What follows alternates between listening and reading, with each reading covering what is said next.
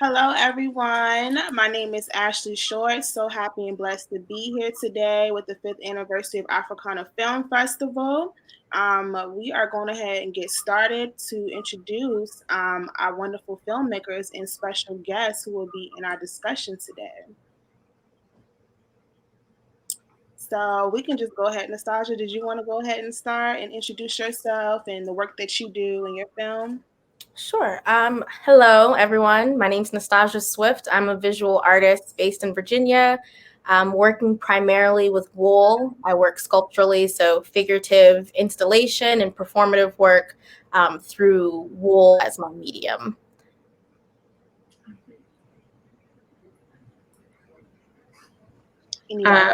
My name is Karen Rose Bruning. I'm a writer, director, filmmaker. The name of my film is Woman Business, and this is actually my fourth film at Afrikana. Hi, Karen. Nikki. Yes. Hi, y'all. I am Nikki McMullen, and I am a vocalist and a musician in all the areas, wherever music or music artistic educational support or advocacy in the nonprofit sector and the profit sector is what I do. Also a vocal coach. So pretty much when it comes down to arts and arts resources, I'm a one-stop shop. Thank y'all so much. And I want to say again, thank y'all for being here today. It's such a blessing to share this space with you all, to have this discussion with you all. I'm happy to be able to moderate this discussion. So let's just go ahead and get started now. Nostalgia, we're going to start with you since we had your intro first. Can you talk a little bit about your film, Her Homecoming, and what was the inspiration behind that, and specifically the handmade felt mask that you had made? Yeah, so the, I guess, foundation of that film is kind of twofold in terms of concept and the visual component being the mask. So I think subconsciously this film was, the seed was planted while I was in my undergraduate degree at VCU. And I think it was my third year, so it would have been about 6.5 years ago. I was in this critique class, and a fellow student was talking about how there was a petition going around to stop the building or construction of a sports complex over the African burial ground. And at that time, being a, I think maybe 21-year-old college student living on Broad Street, close to downtown, I was like, what African burial ground? Yeah. And I felt kind of weird not knowing that existed. And at that time, I had no idea how I was going to table that. I knew it was going to sit with me. I just wasn't sure how. And then fast forward maybe 4 years, I had already started working with wool at that point. And I just came from a residency where I was working with wool in an all-white form. For different reasons, I still work with wool in all white, but conceptually it varies. And I decided I really wanted to see these smaller versions that I was doing larger than life size, and not just something that would fit over your head securely, but something that was just big and in your face. And I knew I wanted to see it on a body. I knew I wanted to see it on Black female bodies. And I think even in that moment of making the first mask, I wasn't sure. I hadn't tapped back into that realization of spaces enrichment just yet. And of course, it kind of came out when it was necessary. After working with a friend who went to VCU, she's also a choreographer and choreographed the performance in that film.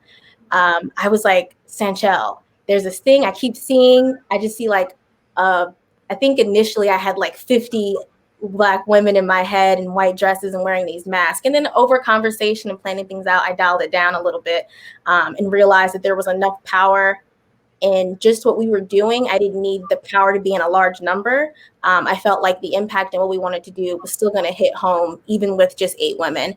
And I definitely think that happened. So over the course of kind of getting out the ideas for this project, it allowed me to do a little more research. Luckily, I got a cultural work grant, which I think having to write a grant forced me to do research in a very intentional and like detailed way, as opposed to just kind of like mapping out ideas on my own from my work that I do, but having to like convince someone that this project was worthy of being funded. It like really challenged me to be like, okay, you need to know what you're talking about, why you're doing it, who you're doing it with. And I'm like thankful for that part of the process, even though I would have done it without the funding.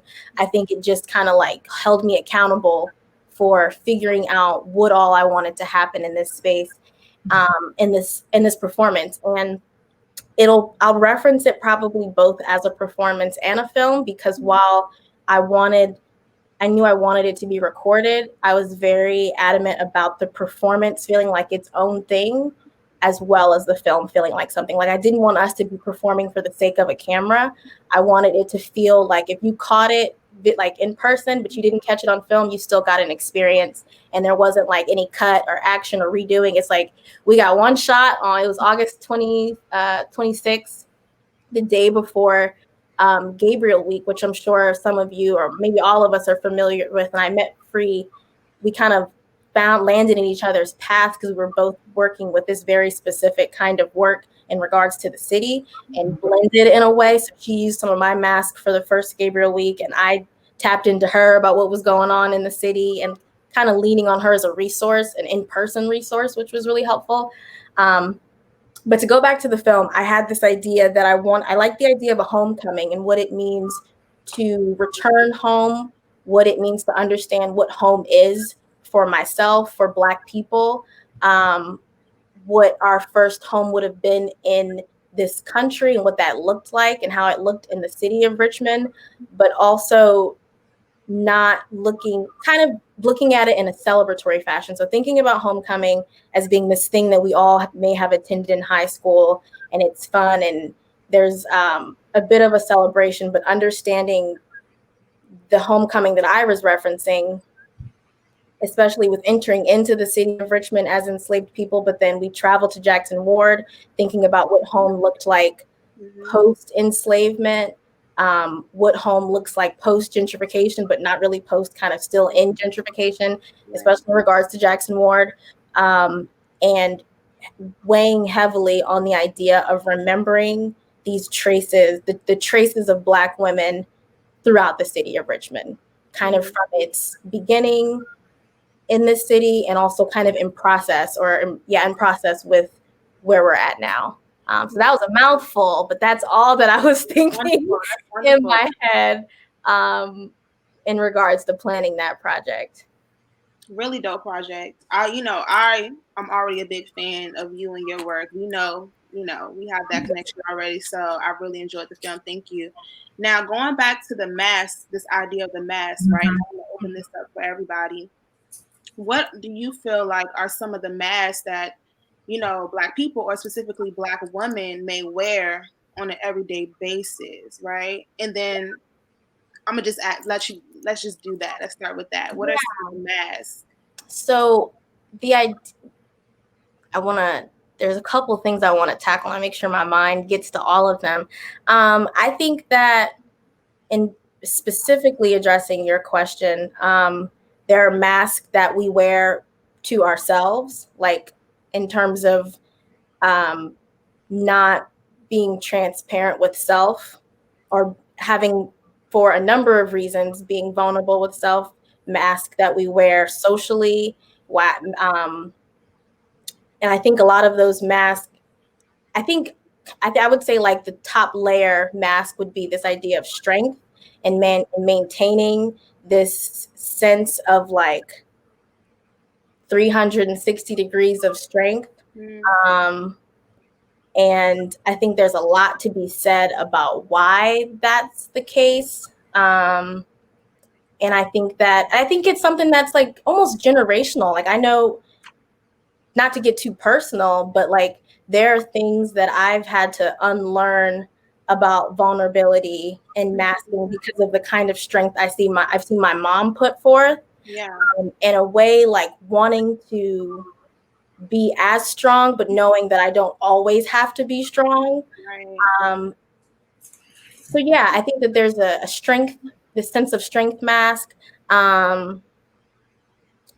In regards to the project, I think the masking addresses maybe underneath the surface this idea of masking in our current world, but also very much like tapping into the spirituality behind like physically putting on a mask, especially since we're going on this ancestral journey and allowing the body who's wearing the mask to activate those spirits, but allowing the spirit to activate the body.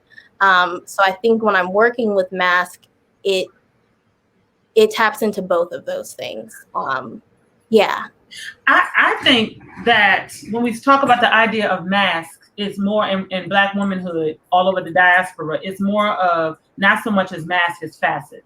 Because to me, a mask covers when facets are multi elements of who we are. And we talk about masks as strength a lot of times. And in my opinion, as Black women who carry civilization on our backs, literally all the things, I don't see that strength as always a positive in that mask, because I just told a friend about it. Oh my gosh, you're so, they love to say you're so strong. I was like, strength comes as a result of having to be. We don't always want to be that strong. Right. So to me, I see that the situations force us into places where we have to then mask our vulnerability in order to be strong. Right. So I see when I think of a mask, especially in African culture, it enhances. It elevates. A mask is a demonstration and an illustration of our spirituality. So that's the part about what you said that I can tap into. But as a mask, just walk around, I'm like, a lot of who I am is a facet. And facets are highly regarded when it comes to jewelry and stones and things like that. And I won't ever say that that is something that needs to be covered up, but enlightened. So if you want to do a mask for Nikki or other Black women who tap into that more positive way of spending what society said we are not, then you say, okay, well, let me illustrate via a mask the colors that you see yourself on the inside, or people that can catch that aura and that glow about you. That's my contribution to what you just said. Yeah, no, definitely. I think, and so I don't know if this is too far-fetched, but it was something you said that made me think about this. A friend of mine who curated a show, and it was called, she referenced Alice Walker's In Search of Our Mother's Garden, but she extended it, and it was called In Search of Our Mother's Gardens We Made Armor. And we had this conversation about her being hesitant about using the word armor and wondering like what that meant conceptually, whether the use of the word armor was kind of casting some kind of negative light into this conversation of womanhood that the show was about. And so I don't know if that even makes sense for what we were talking about, but it was something that came to mind in terms of like, I guess, understanding masking or a mask and these words and strength. But these words that can have dual purposes and oftentimes do, depending on how they're applied and how we're understanding them. I think armor. Okay, I'm sorry. Go ahead. No, go ahead. So I think with armor and mask, we're back to asking that armor serves a purpose when we learn how to take it on, put it on when necessary, and then take it off. Right. The problem with Black womanhood is we'll keep that on. We'll keep the Teflon off. I hear people have told me more than once, Nikki, you can take the Teflon, you can take the gloves off, because I'm so used to always being in defense and battle mode and proactively jumping into the fray to protect, because that's what we are naturally. So armor, again, like you said, two sides, it can have the dual meaning, but the problem with us is we don't take it off. Put it on, use it, fight the battles, win the war, and then it's obviously we have to build our own tables, and we have to create our own spaces to be and just be without having to be what someone else needs us to be. So I think that can be a very way to look at how armor can be utilized effectively without restricting us. Yeah. That's a good connection to Karen's film. Mm-hmm. I want to tap into that, especially when it comes to divine femininity, right? And I think that's one of the big things that I got from your film, Karen. But do we think that, this goes to everyone, and I guess, Karen, you can go ahead and answer this.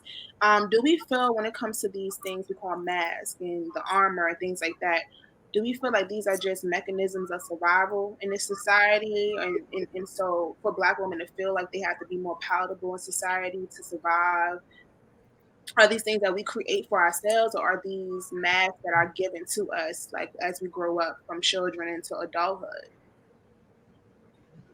I don't think they have to be either.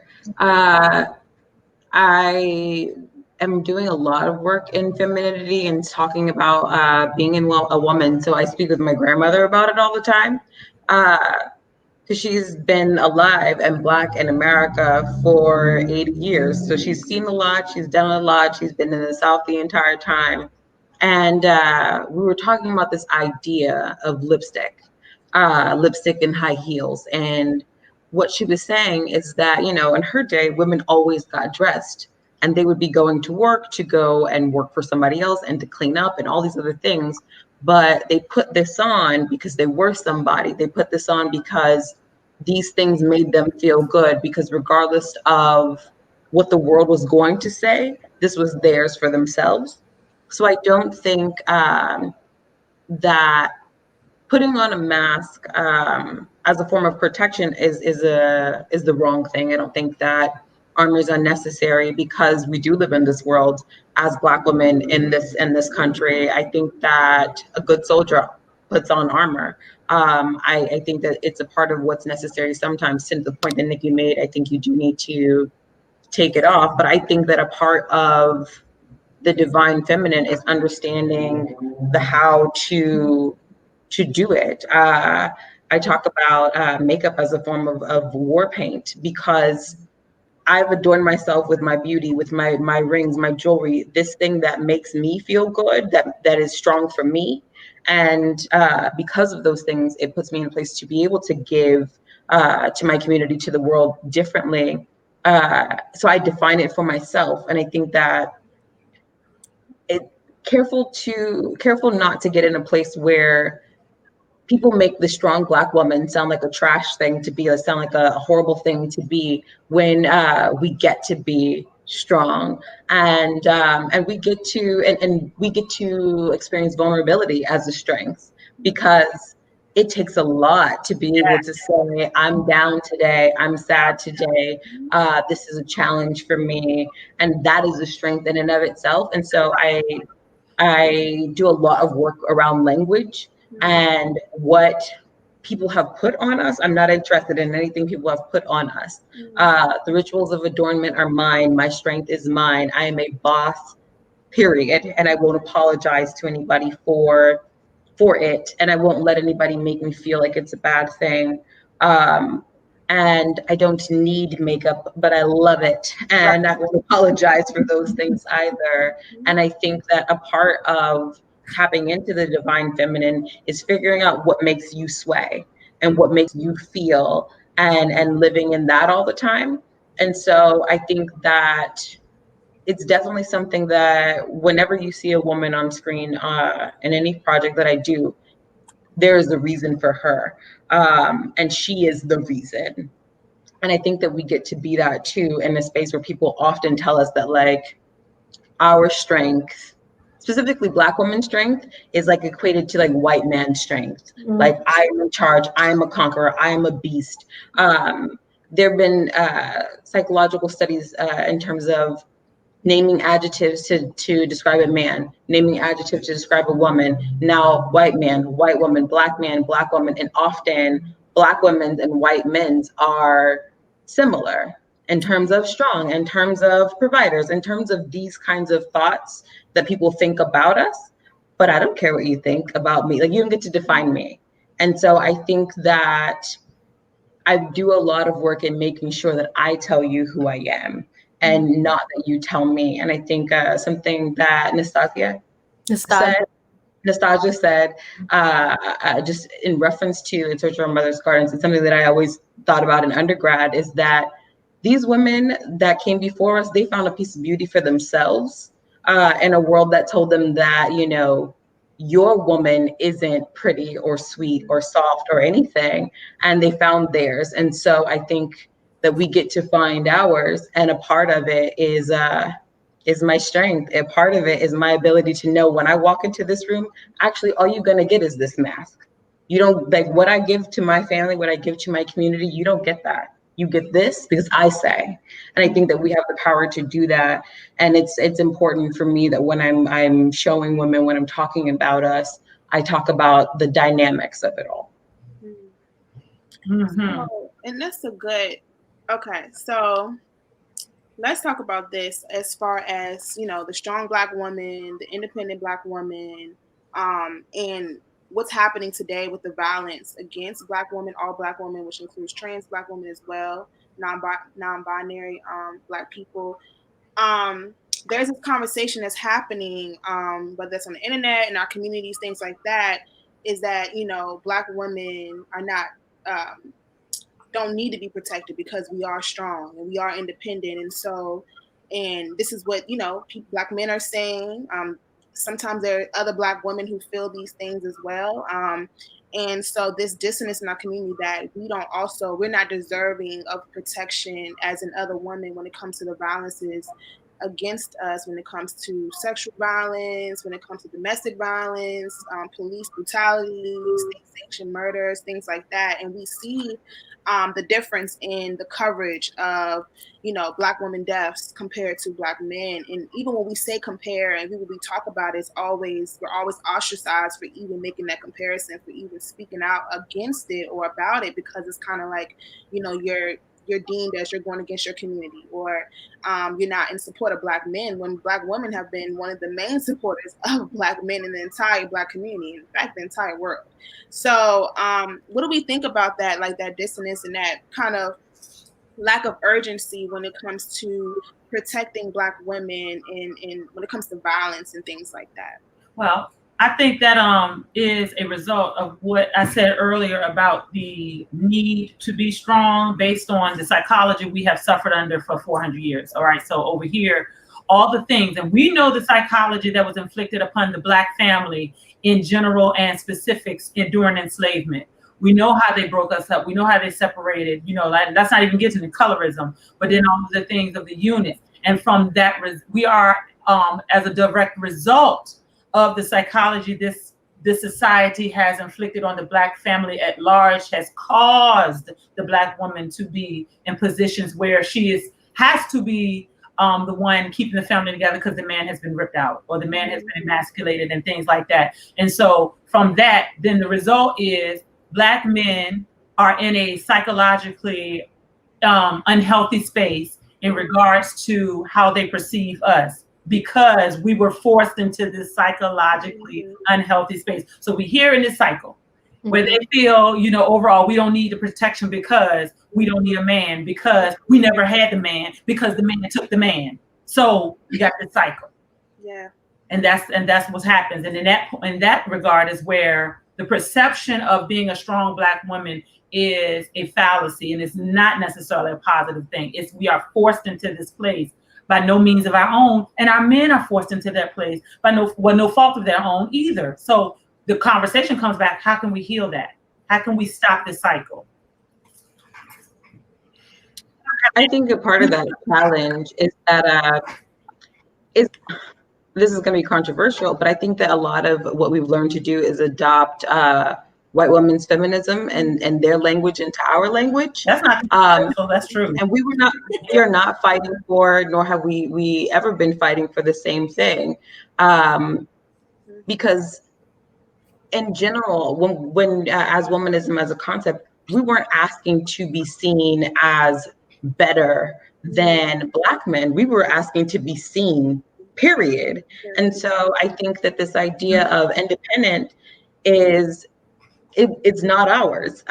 White women were asking to be seen as independent, to not be submissive or subservient to a husband because the husbands brought home the money, the husbands did all of these things that, to Nikki's point, our men were not generally set up to do to start with. That's not how it worked. You cleaned house for somebody else and you cleaned your house. You were a working woman. This idea of a working mother is a white woman's concept, because Black women did not have the luxury of not being working mothers. Like that, the idea of solely being a homemaker was a luxury. And it's not that there were no Black women who were solely homemakers, but it is a far more foreign concept than we've been led to believe. It was more something that white women experienced. Right. This idea of being independent, and my dad used to say this to us because my dad is a girl dad, and you need to be able to take care of yourself. But if you are partnered and you have to take care of yourself, you are not partnered, boo. You just have a friend. And understanding that it is important that you can handle yourself, that you can take care of yourself, that you're not in a situation where you are ever subservient to a person. Partnered, mutually submissive, because in partnership sometimes it's it's me, sometimes it's you, but definitely not in a place where you can't breathe or you think less of yourself if you aren't partnered. So you should be independent in that way. But again, if you must be independent with someone, then you've done it wrong. And so I think that there is something to be said about it. But I am very clear, because I work in education. I'm very clear with my male students that I'm a woman always. I don't need anyone outside of myself. But if we are to merge, then I require certain things of you. So these young men hold open every door. They walk on the outside of the street. They lift the heavy boxes. They do the things that even from young that they can do, because I believe that as a woman, you should require that anybody who's coming to merge with you can do these things. Because again, if you are independent, you're merging, you're not losing anything to somebody. So I think that you should be, but I don't think that we're asking for independence in spite of a man. I Right. think that I don't even think that Black women have ever had to ask for independence so much as, again, to the point that Nikki brought up in the beginning, we had to be it. So to try for it, that's not us. That's not ours at all. I like that point you made about being a stay-at-home mom. And overall, that has never, from the inception of us landing here, been our reality, except for a few very small, minute. But I know that you think about the white women on all socioeconomic levels, that was their reality. When I go to Short Pump now at 11 o'clock in the morning on a weekday, only because as an independent artist, I have my schedule, and I see all these baby mom groups and kid camps and play dates. And then I'm looking at either the absence of a rock or the big rock, depending on, your socioeconomic status. I'll check out the bags and see what she got versus the ones who don't got the bags. And they are all there together. And I'm sitting there, the only pepper in the pavilion, looking at their reality that never existed for us. Never. I really like the fact you brought that up, Karen. And it just negates the whole pre-notion of who people assuming Black women choose to be in this type of society. Ms. Dawson, what do you think about a little bit of that and like your perspective? Like, do you have a different perspective from that, or have you kind of encountered any of these issues maybe in your own personal life or anything like that? Yeah, so it's always interesting to be the third person to talk, because then you're like, wait, you're like, my brain's been hopping all over the place after Nikki was talking, Karen Rose was talking. But there was a point I wanted to make. Let me see if I can gather it all together to get it out. But and it kind of goes back to what you were talking about, Karen Rose, a bit earlier in terms of language, which I think is a big part, Nikki, in reference to what you were saying about breaking a cycle of this conditioning or this psychological circle that we're in terms of the same thing repeating. Ooh, the light's glaring differently. Sorry, y'all. You're gorgeous. It's coming through the blind, so it's like, that stripe of light. But I think, and this was something I wanted to say earlier, and I think it's important for us to define, I think it's important for us to use our own language and be transparent with one another communally about that language in terms of defining strength and defining these other things that play a part in structuring our interactions with each other. Because I think if we're using a white man's strength, a white man's definition of strength to structure in any way how we're being strong for ourselves or one another, it becomes problematic. And I loved what Karen Rose said about strength being vulnerability and strength being able to articulate whatever mood or however you're feeling. And I think that that is an important part of kind of unlearning or being unconditioned in this way of how we are protecting or not protecting our counterparts. You asked another question and I can't remember what it was, Ashley. Well, I'm going to ask now, and you can go ahead and lead with this one. Okay. So I'm going to ask, what does it look like? So this whole idea of like Black women receiving our flowers, right? And not just when something happens to us, when we're violently killed and, you know, we're assaulted, but right now, when we're doing the work right now, what does that look like for y'all? Like, I know I have my own ideas of receiving flowers. I mean, maybe physically, I love flowers actually, but also like, you know, figuratively, what are some ways that you feel like Black women should be receiving their flowers, whether it's in your personal life or just in general, as looking at all the work that we do and how we contribute to literally everything in society and our community? I think that flowers can come in many forms.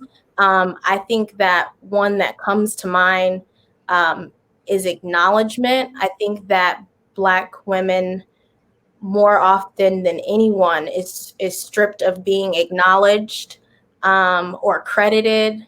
And I think that there are a number of like, it appears it would be the simplest of ways of crediting or acknowledging someone for their work or what they've done, whether it's professional work or personal work.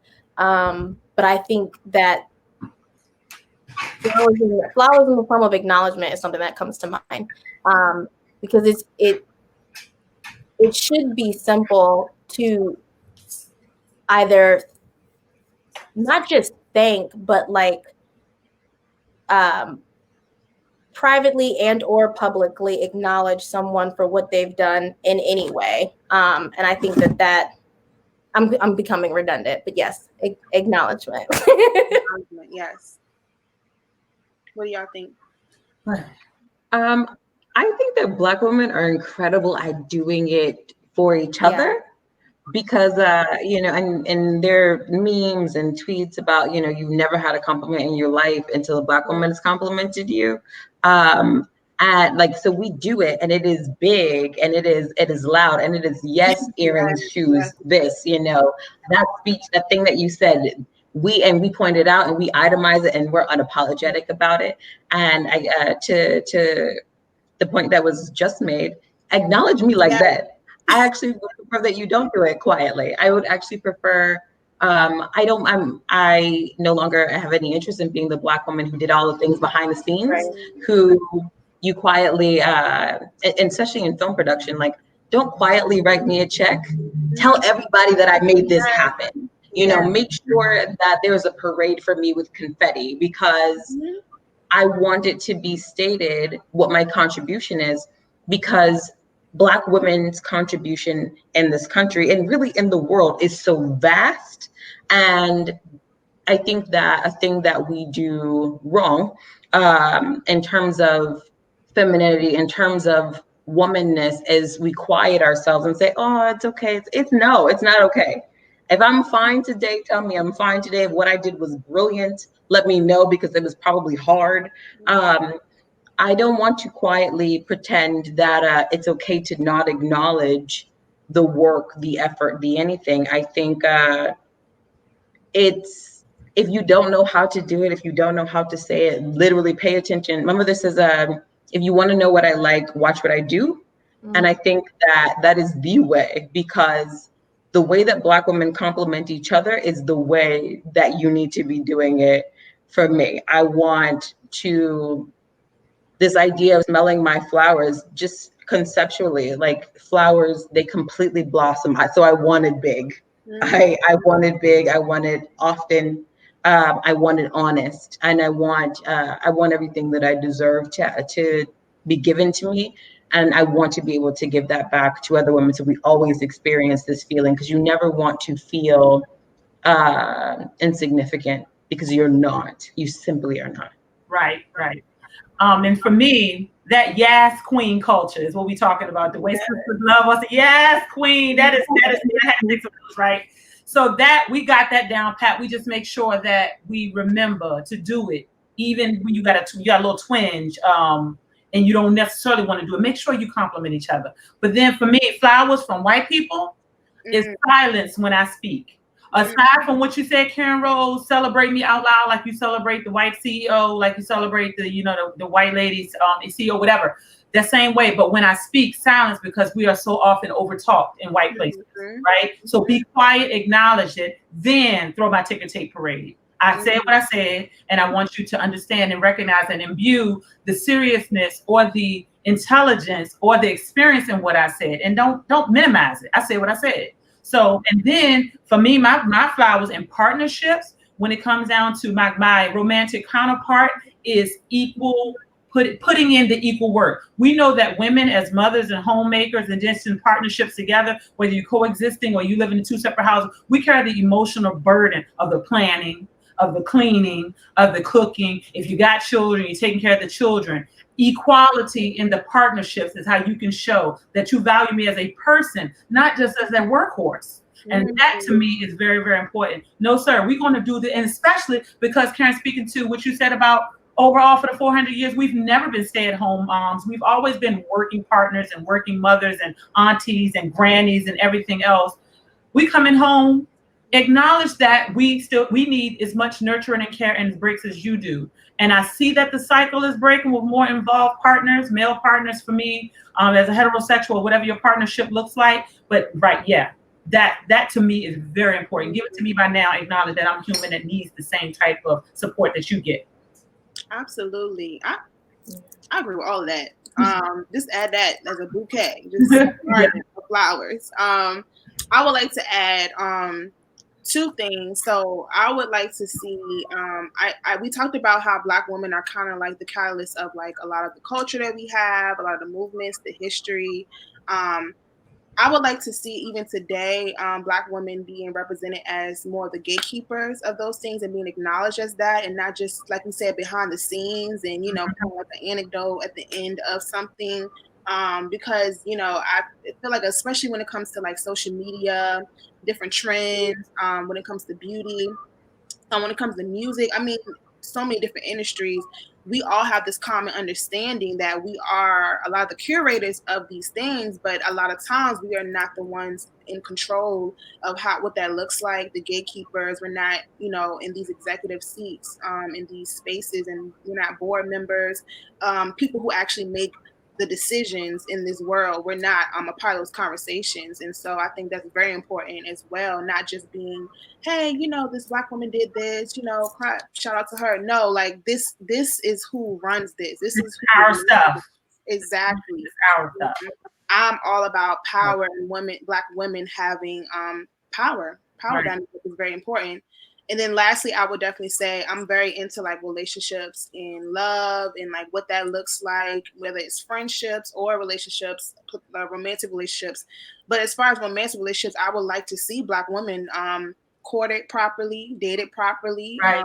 I'm kind of over this idea of, and I have a lot of respect for mothers who are single mothers and things like that. But I also would like to see us being celebrated outside of this idea of like the baby mama culture, and that we are worthy of being taking on dates and trips and luxury, right? And that's not only reserved for white women, and that we have to be hidden behind closed doors, especially when it comes to Black trans women who are often hidden behind closed doors and don't get to be celebrated or loved out loud. Like I'm not a behind the scenes type person either. Like my love has to be a riot. Like you have to riot for me, So I definitely agree with all of that. I want to ask one more thing, and we can kind of like, I guess, kind of say our little things, but I'm very concerned about the raising of Black children and specifically Black girls, and understanding that all of this is tied to that, right? This all begins in our childhood, a lot of the things that we're talking about in the situation. So I would say if everybody can just go around, like, what is something that you feel like you would want to tell either the little Black girl that you used to be, or that's still inside of you, because we all have like our inner child, or a Black girl who may confide in you or want, advice about, growing up and, how to stand in your power and how to live freely even in this society today? I think I just answered this question. I did it in a humorous way on Facebook, but my biggest thing I would tell myself at a younger age, and that my work also, and I constantly do tell, and my work says the same thing, is to find out, connect very early, as soon as you have the remote inkling to your culture, Pan-Africanism, find out who you are, connect to all things of African-based reality, because even though I've come up very strong with a very strong sense of self and self-confidence and self-empowerment, it's a whole different thing that happened when I connected culturally to my African roots and said, oh, this is who I am, not just what I am. I'm not just a Black girl living in America. A who is a different type of strength to know. I know what country that's from. I know what tribe that's from. I know what that is. And now I'm able to see where, white folks connect. Oh, I'm German. Oh, I'm Austrian. Or I'm Asian. I'm Japanese, third generation back, and such and such and such. The not knowing is a whole difference. So for me, little Black girls, find out who you are. Not just don't let somebody tell you what you are. Find out who you are. Thank you. You're welcome. Sasha, you want to go? Yeah, I think that I would tell my younger self to love herself and the fabric of her and all that makes her who she is, but to love other Black girls and boys and their fabric and who makes them them. I think that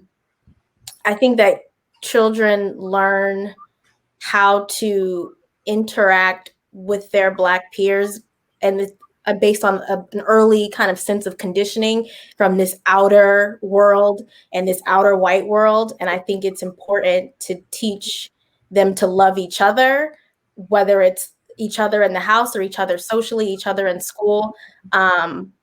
Yeah. I like that. Yeah. Thank you. And then Karen. Oh my goodness. I have conversations, like I apologize to young Karen Rose on a regular basis. Right. Almost all the time, like, oh baby girl, it was all right. Like you knew it all along. Do not apologize for being who you are, Also, this is kind of a strange thing, but the things that people make fun of you about when you're young are the things that people call beautiful when you're older. Right. And oh man, I love this big nose and these full lips and these big eyes. Like I would go back and tell her, just pumpkin, one, puberty it's only gonna last a short time. It'll be better. But absolutely laugh as loud as humanly possible, dance, be unapologetic, really enjoy all of the parts of you, and don't hide them from anybody. Like don't even bother to hide them, because those things are your magic. Right. That's right. Oh, puberty, the troll years, the troll. Yes. And that's that ended really well. Okay, so before we get off, I want everybody to share their social media platforms for everyone, because I want everyone to be able to follow you all, to keep up with your work, because this is very important. All right. Nikki, you want to go first? Okay. So on social media, Facebook is Nikki McMullen, just like it is, and NICKEY MCMULEN. When you put my name in, because I made that name up, NICKEY, spelled it like that in first grade, because it was like 12 Nickies in my school, NIKKI. So once you Google it, I'm Googleable. It always pops up. It's always something near the top. And then on Twitter and Instagram, it's Nikki Knack, NICKEYNAK. That's a homage to my dad, who always calls me Nick Knack Paddywhack. Like that's new, like that's real original. So that's where it comes from. Nastasia Ebony on Instagram and Facebook. That's NASTASSJAEBONY. On Instagram, mine is at Karen Rose Bruning, because my family is from Guyana, and my father was like, you just make people say that last name, damn it. So at Karen Rose Bruning. On Twitter is at K Rose Bruning. Yeah. Thank you, y'all, so much. And of course, I'm the Grand Dame Queen on Instagram and Twitter. And on Facebook, I'm just Ashley Short. So find me on there as well. So thank y'all really so much. This was amazing. I really appreciate y'all in this conversation. I think it was super dope. I think that was definitely necessary for the times and just in general for women to come together and have these discussions about us, for us, with each other. So thank y'all so much. Hey. Thanks for having us. Fantastic. Thank you. It was wonderful. Nice meeting you, Nastasia. Nice meeting you. I've heard you sing a number of times at these different events that either I or who I put on. So now it's cool to have talked to you. I've been a part of that call and response that you do. Yeah. Like, Yes. you know each other. Yes.